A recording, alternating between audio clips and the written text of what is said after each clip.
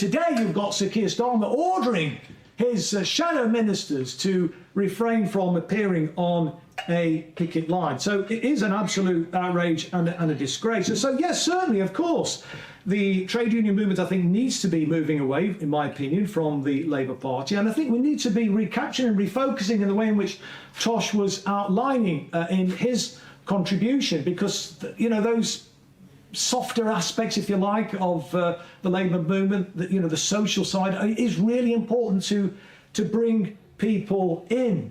And I think we need to be bold. We need to be ambitious and demanding more. I mean, look, we've got the 5th or 6th, I think it is now, biggest economy in the world. There's absolutely no excuse, no reason whatsoever for anybody in this country to be living in poverty, for anybody to be homeless in this country. It is a political choice, and we need to be making that point loud and clear, it seems to me, to the wider British public, because a lot of people are being conned by the propaganda which is spewed out day in, day out by the corporate media, by the political class, that somehow, you know, we haven't got the money, we've got to, look, we're going to spend here, we've got to cut back there. No, that isn't true. That isn't how the economy works. We issue our own currency. Money is no object for a government that issues its own currency. It's about political will. The only limiting factor is the availability of real resources. So why haven't we got a commitment to a job guarantee scheme in the Labour movement? We should be demanding that everybody should be guaranteed a right to a job. We should be massively expanding the public sector. There's masses of things that need to be done, isn't there? We've got a social housing crisis. We've got a social care crisis. We have an environmental crisis. So there's lots of things, I think, that we could be doing. And actually, if you like, you know, raising people's political consciousness and raising people's political expectations, because, you know, there is absolutely no reason at all why anybody, as I've said, should be struggling in this country. It is very much a political choice. But there is no, in terms of the mainstream anyway, political parties, obvious alternative anymore. I mean, what we've got is performative politics, haven't we?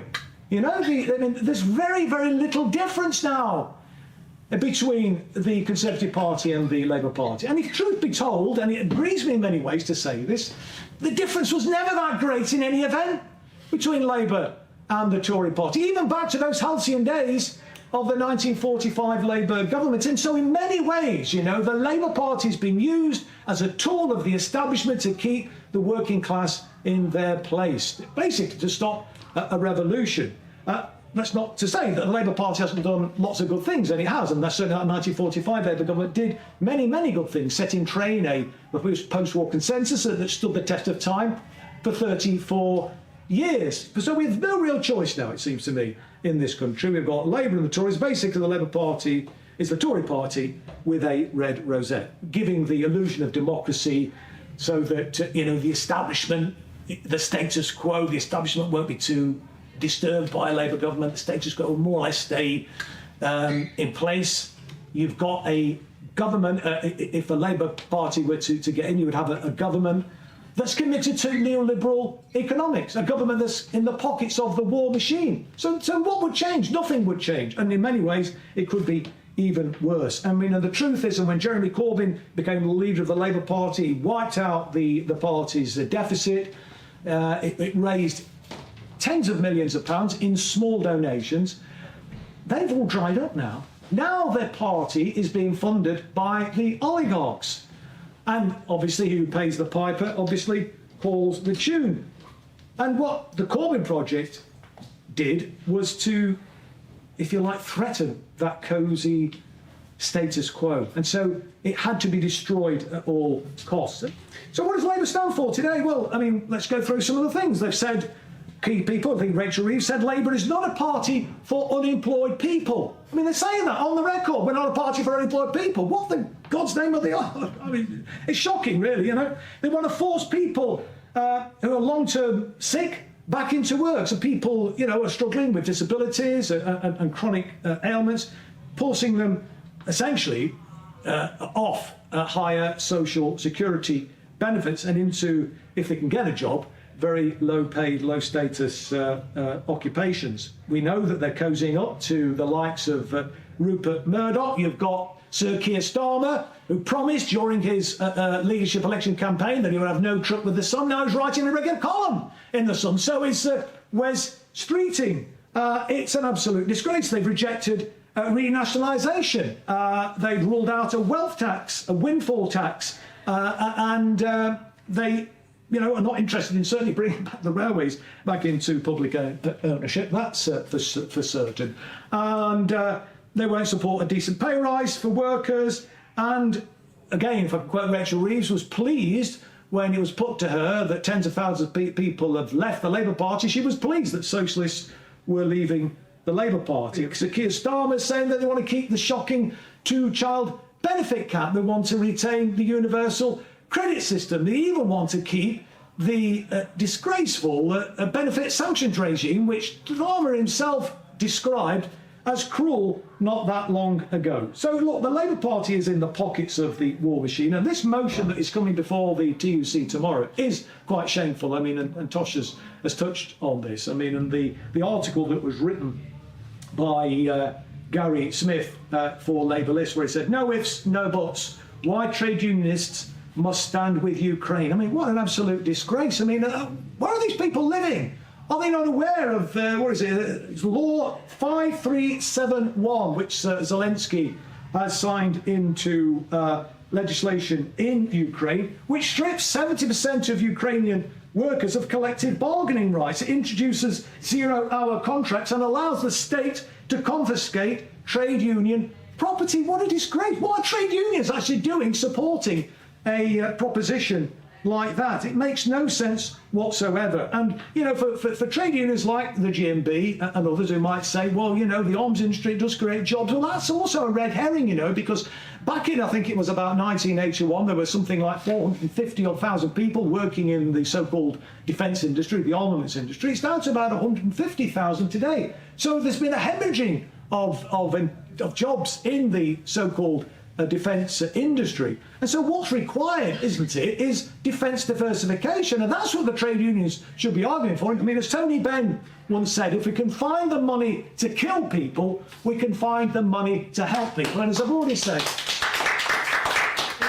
the money is there. It's just about political will. But let me just end by just talking about the Workers' Party programme, because Workers' Party is very clear. It's a very straightforward programme, which I think people could get behind, could easily understand what it is the Workers' Party is actually advocating. They want to end imperialist wars and withdraw from NATO, an absolutely, totally appropriate thing to do. They want to rebuild British industry and abolish the anti-trade union legislation. Our industry, British industry, has been absolutely decimated as a result of embracing neoliberal economics. When I left school in Derby, a medium-sized town as it was then, city now, 120,000 people worked in manufacturing industry. 35,000 people worked at Rolls-Royce alone. It's a fraction of that today. And many of the industries in which people worked when I left school, I mean, look, it wasn't perfect. Obviously, it wasn't perfect. But as a kid leaving school, you were guaranteed a better standard of living than your mum and dad were going to get. That's gone.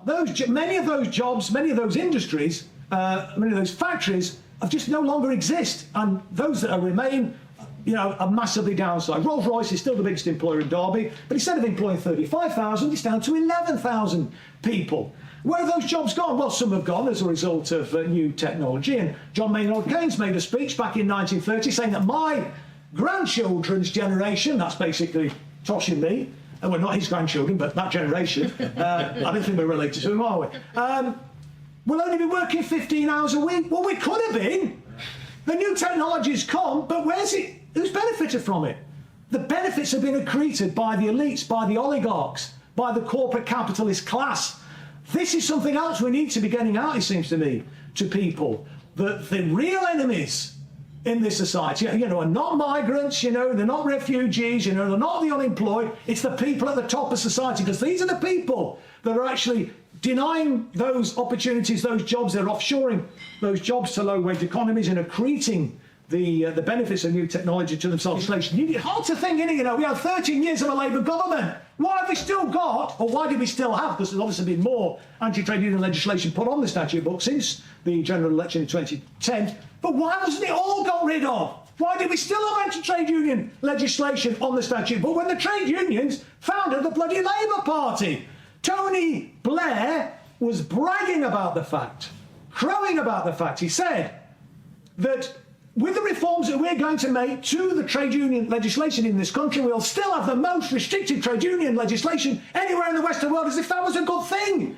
You think he was a Tory? Well, of course he was a Tory, wasn't he? And yet he was leading the Labour Party. What an absolute disgrace. The Workers' Party then, eradicate the housing crisis, secure housing for all. Absolutely. When I left school in 1976, sorry, like 1972, but in 1976, I was able, as a 19-year-old, to buy a brand new 3-bedroom semi-detached house as an apprentice bricklayer in a desirable village, backing onto a waterfront. Can you believe it? 3 times what I was earning as an apprentice bricklayer. The same property was sold back in 2014. I looked on Zoopla. It went for nearly £300,000, which was, I think, something like 28 times what an apprentice bricklayer was earning at that time. So completely beyond the capability. We've got back now in many parts of the country to the situation that we were in when my dad was working in the building industry in the 1930s. So skilled artisans could build these nice houses, but they could never aspire to live in one. And that's disgusting.